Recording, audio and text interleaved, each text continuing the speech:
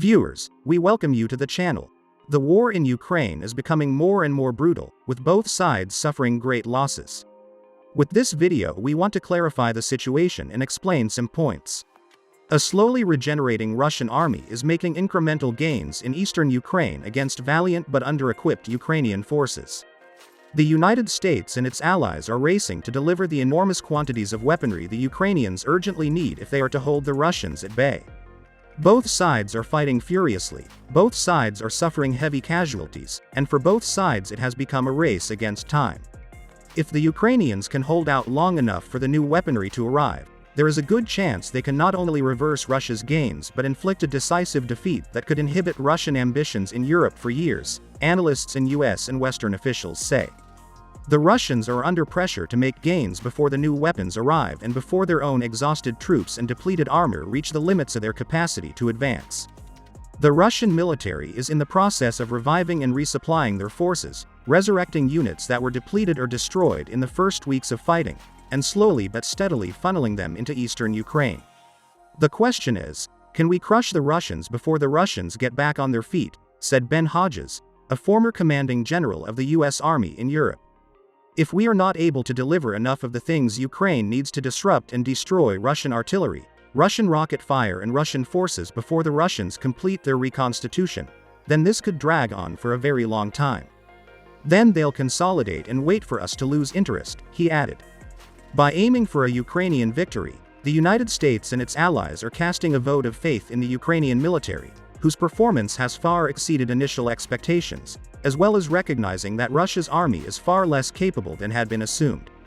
It's a major strategic shift from the first weeks of the war, when the Biden administration was making plans for a Ukrainian government in exile to be based in Warsaw.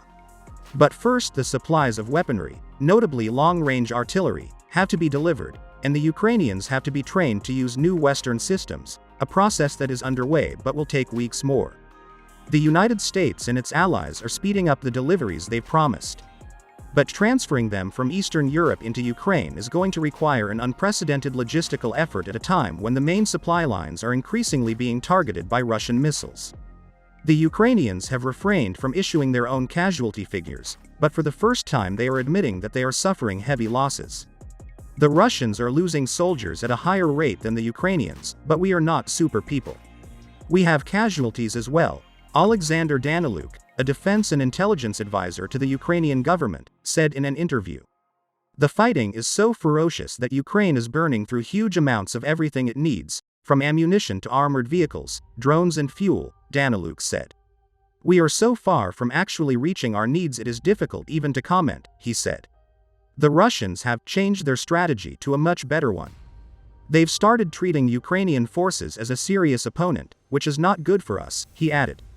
Our troops still have superiority in terms of professionalism and knowledge of the terrain. But the price of that success is very high.